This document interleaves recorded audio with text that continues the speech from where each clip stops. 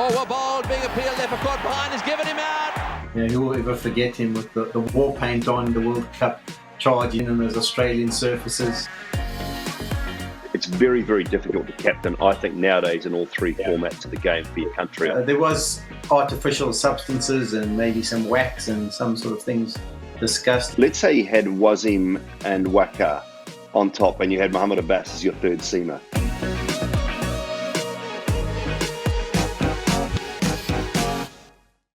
Hello and welcome to Cricket Inside Out. Plenty of cricket news to have come out this week. We are joined by Shaun, Pollock and Simon Doull to give us their thoughts. Welcome to the show, guys. Let's maybe start off by just acknowledging that press release on Monday, the ICC Cricket Committee recommending changes to regulations, including the stopping of use of saliva. Just happens to have two great bowlers on the show to give us their thoughts on this. Polly, let's start with you.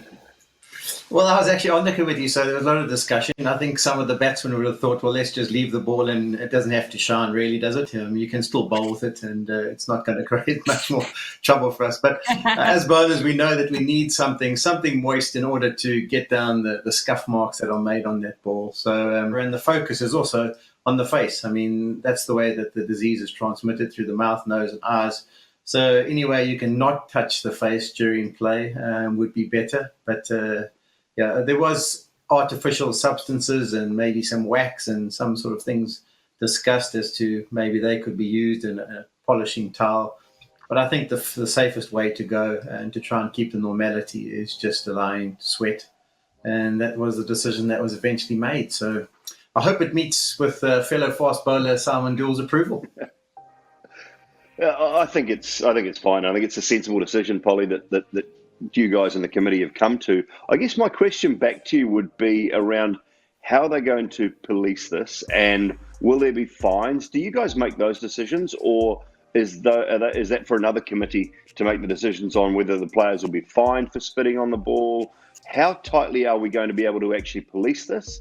And will there be fines, or how will it unfold? Do you know any more on that front?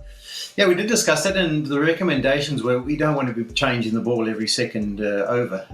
So obviously there will be a bit of an education process going to the players that they can't afford to. But the last thing you want to be doing is stopping the game every third delivery because someone's put some spit. And obviously a warning, there was talk, listen, if you're a repeat offender, then we're going to have to try and implement something to make you really think about it, to make sure you don't do it. But if you do it once or maybe twice in a test match by mistake because you don't think. And then a shorter measure implemented is that non-neutral umpires will now be appointed due to travel constraints and an additional DRS review per innings. What effect will this have? Dooley, what do you think? I think this is probably something that's overdue. With the advent of DRS and the amount of scrutiny going on around the world with television and the amount of cameras that we all use nowadays when we're in the commentary box and the access that we have, I think this is long overdue. New Zealand umpires should be allowed to umpire a test match at Eden Park, Englishmen at Lords, South Africans at Wanderers in Cape Town and the likes around the world. I think it's something that's really special, not only for a player to play in front of their home crowd, but for an umpire to be able to umpire in front of their home crowd as well. And so there is so much technology out there now that the umpires can't afford to be making deliberate mistakes. And I don't think any of them ever would anyway. So I actually applaud this one. I think this is one that should stay. At least one home umpire for each test match, and give those umpires an opportunity to shine on their home stage. I have no issue with it because there's so much scrutiny out there now anyway that they wouldn't dare do anything wrong. Polly, it has been pointed out that we might see the careers of umpires also extended because they won't necessarily then have to travel quite as much as they have until now. Yeah, I think as Dooley mentions, it's a no-brainer. We've discussed it quite a few times. How can we get umpires to umpire in their own countries? Why can they never do a game? It's like you grow up as an umpire thinking, I'd love to do a test match at Lords as an Englishman, but you can't. Also, it takes into account the age group of umpires is often older than 40, 50, and they're more susceptible to picking up the disease and having bigger effect if they do come into contact. So that was also considered. I think is that in Test cricket you umpired by the elite umpires. So in this case, you might go and play Test cricket some places where there won't be elite umpires, involved in the match, and that's why the extra DRS was included. Okay, well, let's move on to the serious business of discussing, well, some more bowling. The underrated Mohammad Abbas, he's on our radar this week on the show. Now, usually when we take a look at test bowlers, the headliners in this category, Bumrah, Cummins, Rabada, Archer, but Mohammad Abbas, when you add his numbers, average 20.76 over his 18 tests, just 0.42 off Bumrah in that category of players with minimum 50 test wickets. It's interesting when you look at where those tests were played, isn't it? Because plenty of Pakistan's tests being played in Abu Dhabi and Dubai, Doull? Yeah, he's a terrific bowler. It's a very short career so far, isn't it? Just 18 test matches and 75 wickets. So it's hard to put him up there with the sort of the top echelon, the top elite level. He's a sort of bowler a bit like Vernon Philander, I think, Polly, when you look at the line and the length and just nibbles the ball around just enough. I know Vern went on to take a lot more than 75 test match wickets, and is a fantastic bowler as well. But Abbas in that mid to late 120s, early 130s, nibbles the ball both ways, but very rarely gives the pads or the stumps away. And, when you're bowling in those subcontinent type conditions, which you encounter in Dubai, fairly flat, fairly slow, fairly low, those sort of bowlers are gold. I remember getting kind of excited about the fact he was coming to South Africa because his stats were so good. He'd come off 5 matches, picked up 36 wickets, 2 tests against Australia, 2 against England, and 1 against Ireland. But 36 wickets in 5 matches, he had averaged 12 for those 5 tests. So when he did arrive in South Africa, I was really excited to see how he'd get on, because I did think it would be a comparison between him and Vernon. Unfortunately, he was injured, so he came in under injury cloud, didn't really hit his straps as well as he could have. But I mean, you can't argue with the facts and figures, but you do have to sustain it over a period of time. I think at 125, 130, he really has shown great control. Maybe just the fear factor is not quite there that the other guys, some of the other top performers, bring to the party. And maybe that's why he hasn't got the accolades that he deserves. But trust me, if after 40 test matches he's still averaging this, he would have had another good few games, and people will be starting to recognise him. I think he just needs a little bit more exposure, and we'll see how he gets on. I also think, if I can just butt in there, if he had, let's say he had Wasim and Waqar on top, and you had Mohammad Abbas as your third seamer, it would just be such a great combination. I think he's probably lacked guys at the other end to bowl with at times who've been able to keep the pressure on, or maybe have that little fear factor about them as well. So he's possibly at times lacked that. So that's what makes that record even better.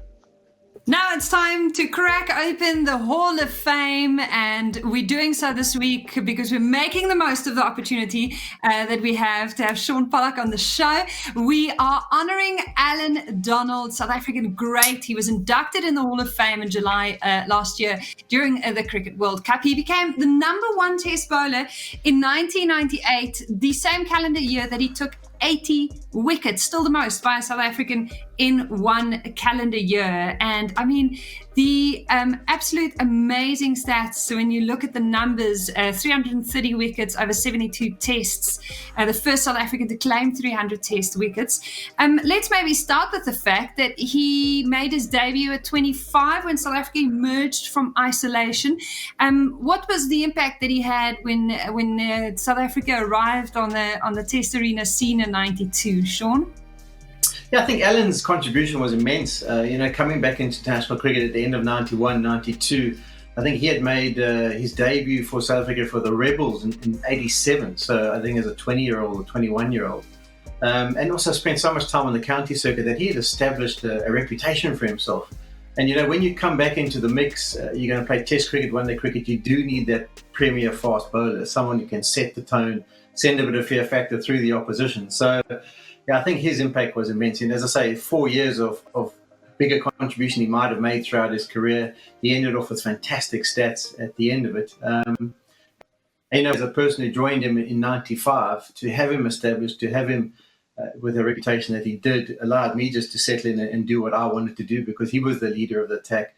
There was no doubt about that. And, I just got in and tried to do my part. So he was an immense player for us. And we know what an impact fast bowlers have on the world of cricket. So to have him up our sleeve was just brilliant from a South African perspective. The timing of him coming in, and who will ever forget him with the war paint on, the World Cup charging in those Australian surfaces. He was a real talking point. Yeah, I think we talked about Mohammad Abbas before, and when you look at Allan Donald and the length of the run-up, the longevity of the career, Shaun talked about county cricket, about test match cricket for South Africa. He plied his trade all over the world and continued to run in and want to bowl quick. And as Shaun knows, it's not easy. It's everything hurts on certain days, but Allan Donald managed to do that for a long period of time. Continued to bowl in excess of 145. Was superb with it, and a lovely guy, terrific athlete as well. I think sometimes we overlook the fielding of some fast bowlers around the world because they're known to be draft horses in the field at times. I think that was the old days, but AD was a brilliant athlete, had a rocket arm as well, and so he contributed all around. Obviously, was a great leader for South Africa in those early days.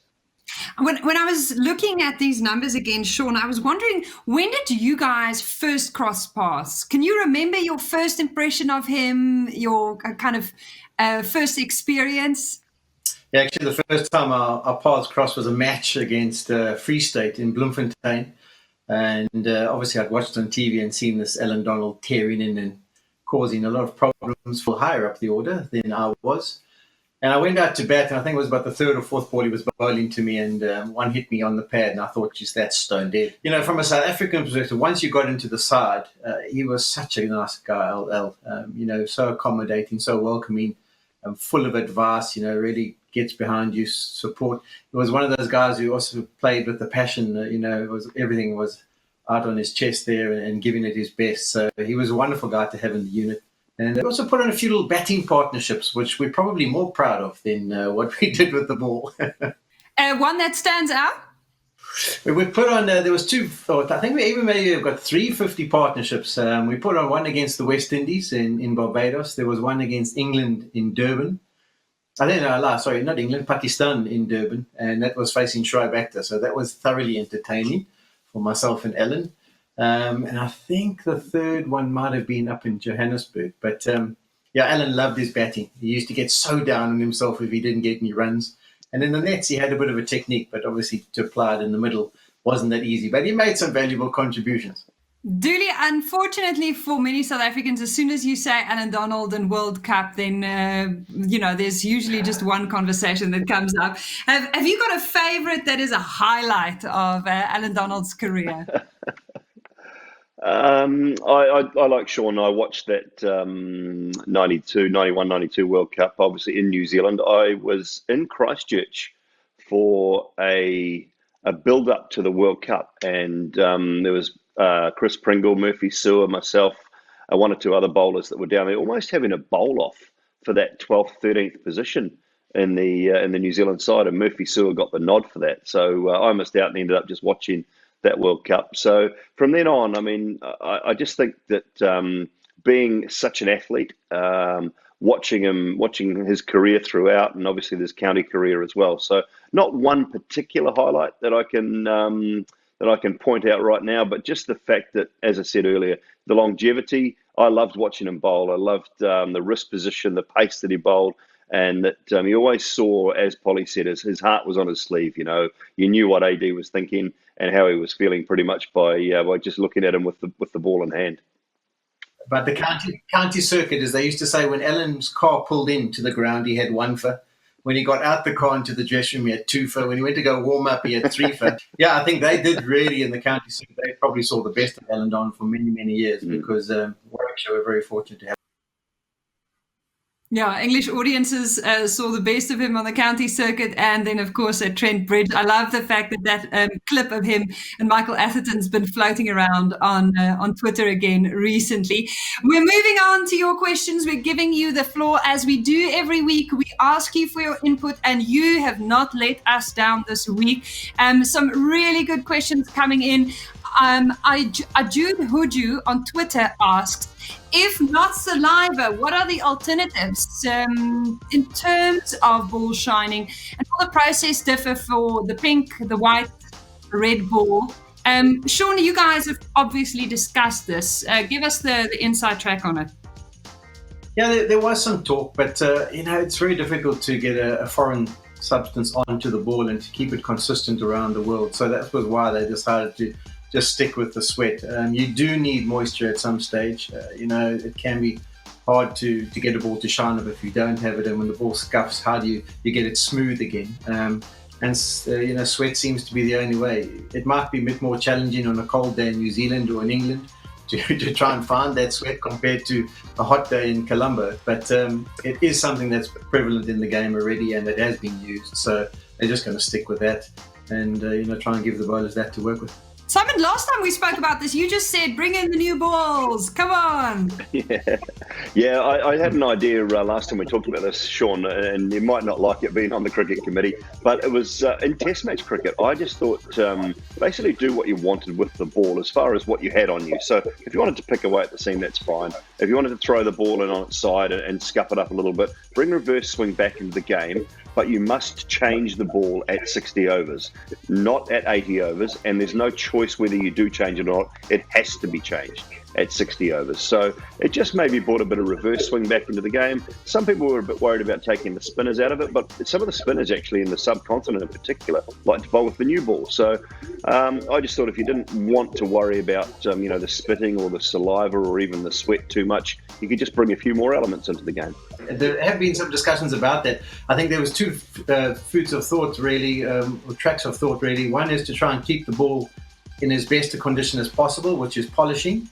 And then the other one is allow it to deteriorate a bit quicker. But then are you going to change it because the seams opened up and the balls become soft? How do you police it as well? I think it's great thinking, but I think in many ways you want to, with everything that's changed, you want to try and keep it as normal as possible. So I think that was the end discussion. Let's try and keep it as normal as it's been for a long period of time without bringing too many big paradigm changes that have to be changed again once things are sorted. Simon Kastag Mokal 3 on Twitter asks, looking at newly contracted player list of New Zealand, was it unfair on Colin Munro for not being part of that list? He's a one-dimensional player now, I think, Colin Munro, and I think we've seen that with his form in one-day international cricket really dipping in the last probably 12 to 14 months, and he's become just a 2020 player only. And fairly one-dimensional 2020 player as well. So I think when New Zealand were looking at those contracts, they look at the test matches. They regard the test matches as the highest calibre. They regard the one-days as the next highest calibre, and then the 2020s are third in line. And I think there was just a few guys that came in slightly ahead of where Colin was. He's probably ranked at that 21, 22, 23 mark, and was just some might think unfortunate to miss out. But I think being one game only is the only thing he takes part in. So to me, it wasn't probably too unjust. All-time top 10 greatest fielders in the world. Do you guys want to take turns to shoot off a few names for us? There was a guy I didn't know much about, but Colin Bland was talked about from South Africa. Polly, maybe your family would have talked about Colin Bland. They say he was one of the sort of the best of his era. Yeah, he was supposed to be legendary. He used to put on exhibitions when they were on tour, There's not too many people. You've got to be pretty good. And he used to knock over the stumps at will, apparently. You could put him 3 and he'd tell you which one he'd hit. I suppose that's hard for people who never saw much footage of him. But, I think my career, when I played, I was very fortunate to have 3 guys at backward point who were just next level. If I was going to bowl a bad ball, it was width outside the off stump, because Rhodes, Gibbs or de Villiers would probably stop it. Yeah. So those were the 3. And then in my time, I suppose Ricky Ponting's got to be up there. Mark Waugh would be one of the better ones. Jadeja, for me, would be, of the current players, one of the better ones. I agree with you on Ricky Ponting, absolutely. Best English person, probably Paul Collingwood. Collie, definitely. Yeah, Paul Collingwood. Chris Harris of New Zealand way back in my time. Yeah, he was pretty good. Viv Richards. Viv Richards, I think, was a superb mover in the field. The run-outs that Roger Harper? that he took. Roger Harper as well. Yeah, so we've thrown a few oldies and a couple of newbies in there. Adil Shazad on YouTube asks, Simon, what did Brendon McCullum bring to New Zealand cricket when he became captain of the team? I've talked about this a little bit at different times, and it wasn't so much what he brought to the team at the time he became captain. It was after the series in South Africa when New Zealand were absolutely thumped, and Shaun will like me talking about this because it was when New Zealand were bowled out for 46, I think it was, in Cape Town in 2013, maybe, somewhere around about there. And Brendon decided that was not the legacy or the what he wanted his New Zealand team to be known for, and we needed to change our ways. And what he tried to do was just play a New Zealand brand. I think for too long the New Zealand team had tried to maybe play an English or an Australian brand of cricket, and he thought about what New Zealand meant, what New Zealanders meant, and what New Zealanders wanted to see. And so he bought a New Zealand brand, which was just tough, hard, honest cricket, and he was a leader. He was a great leader, and men just followed him. And he invented some stuff. He won't say everything was right, but he invented some field settings and just some of the things that he brought to that team around the culture and maybe the training way they trained and different things like that. We have another lockdown question. This one is more mentally focused. Amit Srivastava on YouTube asks, will it have a mental effect on players? We've talked about being bowling fit and, the guys can gym. But emotionally and psychologically, what does this do to a player spending this much time in relative isolation? Shaun? Yeah, I think it is going to be a little bit challenging. Confidence is such a huge part of international cricket as an international player, to walk out there and to know that you can do it. So if you sit on the side for 3 or 4 months and don't get much time in the nets and in the middle, you can start to maybe doubt yourself as a player and what you can bring to the party. I think mentally it's also going to be a massive challenge if they do go back to test match cricket without any crowds. How do you pick yourselves up? There was discussion about the matches between New Zealand and Australia and just how it felt almost like a bit of a practice match because of no crowd. So, mentally, do you want to adjust your technique? Is there things you want to try and get into the nets and sort out? And can you or can't you do those?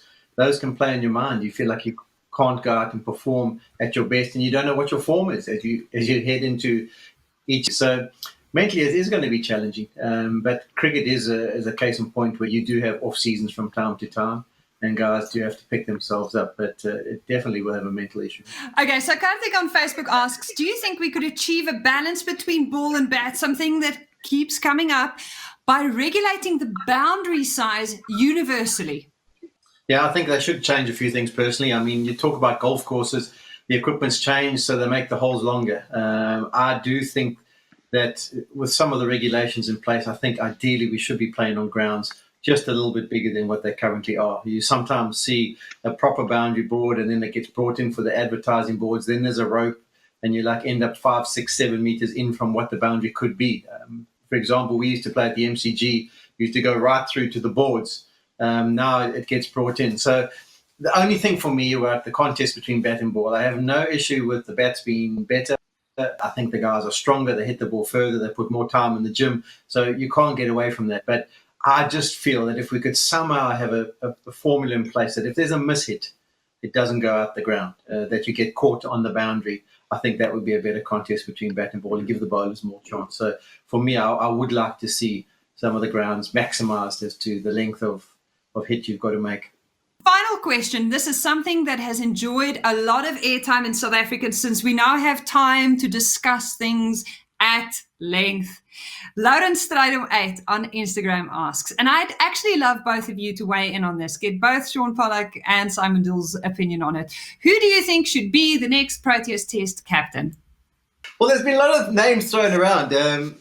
Quinton de Kock has now become the one-day captain and the T20 captain. And then Graham Smith went in the press and said there's no ways he can be the Test captain. So I was like, okay, so that means it's opening up. Is Faf going to try and stick around now after what's happened here now, maybe he's going to try to look to extend his career by a year and a half. So maybe he wants to continue on. There's been mention of someone like Temba Bavuma. I think for him at this stage, in many ways, he's trying to secure his spot in the side. He has had limited captaincy experience with the Highveld Lions. For me, if I had to choose one, I still think I would go for Markram. I think he's a guy who's led the side. I feel he's got the ability with the bat to be like a real averaging over 50 stalwart, contributing in a massive way. But in many ways, we judge it from the outside. So I think the guy's in the mix. You see how the guys conduct himself. You see how they've got respect of the other players in the team. And as Doull was talking about McCullum, you don't really know how good or astute a captain he was until you're involved in that dressing room setup. So those are just names that have been thrown around. For me, from the outside, I've always just thought for the last 2 or 3 years that the next one would be Markram. Maybe I have to be convinced in another way. But, those are just what I think. Yeah, I don't know of the captaincy sort of, many of the guys in South Africa at all, their form, whether they've captained their state sides or not. But one thing I will say, and it's cropped up in New Zealand today, actually, in our cricket headlines, is that it's very, very difficult to captain, I think, nowadays in all 3 formats of the game for your country. I know Virat Kohli does it, but outside of that, I couldn't today think of anyone else that does it in all 3 formats for their country. I think it's almost impossible with the workload of an international cricketer now. And it was questioned here today, actually, where Gary Stead was supposedly had said that he would like Tom Latham to take over the Test match captaincy of New Zealand.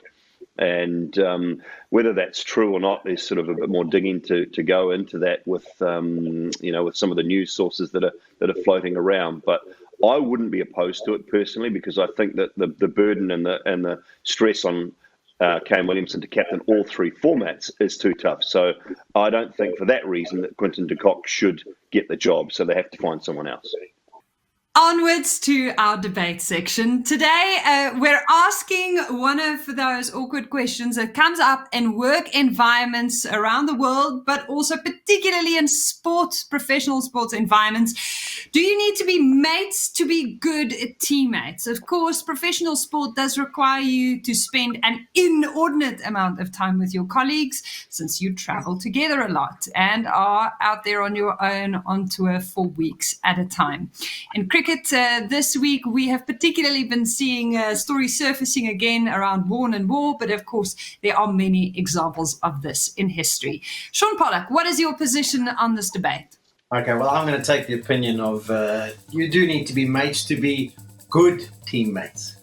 You can be teammates and you can perform, and there's no issues. You'll get some good quality performances from that. But in order to be a good teammate, and what is a good teammate? It's like an energy creator, someone who gets on with the team, someone who makes things work. I do think you need to. I mean, as South Africans, it's quite hard to think that they're bad teammates, because we're all just such nice guys. We get on with each other so well. It's a really good mix in South Africa, so we don't fight at any stage between it. And I did remember hearing a quote, so Doull maybe have to enlighten me on this fact, but one of the New Zealand coaches, I can't remember who it was, but said his big focus was to make sure that they were good people, because good people make good teams. Doull, you disagree. You think you don't need to be mates to be teammates. Good teammates. Yeah, and obviously Shaun Pollock, being the nice guy, was always going to try and be matey with all of his teammates. And that may work in some quarters, and I understand that. But I had a little scour through my cell phone before coming onto the show. And I looked for players who I played cricket with and how many I had in my phone. And they would be people I consider friends. I didn't have that many, because I don't need that many. I needed to respect their ability to do their job. That was the only thing I needed to do. I didn't go and play cricket to make mates. I created a few mates, and I got some really good mates out of that. And those are guys I still keep in touch with. But I didn't need to be mates with the rest of them. I just had to respect them and make sure that I believed that they had the ability to do their job, and also that they had the ability to criticize me if they didn't think I was doing my job. And that's the biggest thing. When you're in a team, you need guys who can stand up and say, hey, what happened today? What were you doing? Why were you doing that? What went wrong here? And I don't know if you're too close and you're too matey with them, whether that can happen. So no, you do not have to be best mates or mates with all of the guys you play with, or even all the people you work with. You just have to respect them, respect the ability to do their job, and you'll all be okay. No, I mean, I agree with you. There's a lot of the stuff I agree with. But I'm saying in order to be a good teammate, you have to be a teammate, but in order to be a good teammate. So I always think of the good teammate. Someone, for example, was John T. Rhodes. He was a fantastic teammate because he was just nice to be around. He had so much energy, so much fun. And he would be someone I class. I had plenty of teammates who were brilliant in their performance, but I wouldn't have regarded them as good teammates. Anyway, you guys can decide. Exactly. It's not up to us, is it? They can vote. Are you team nice guy? Are you Shaun Pollock's side of this? Or do you agree with Dooley? You just need to be able to get on with it, take it on the chin. Even if you're not besties, be really good players. And that's where we're going to leave it for this week. Thank you so much for joining our party. Thank you so much, Simon Doull, for staying up late, and Shaun Pollock for joining us today on Inside Out. Thanks so much. Thanks, Elma. Cheers, Polly. Thank you.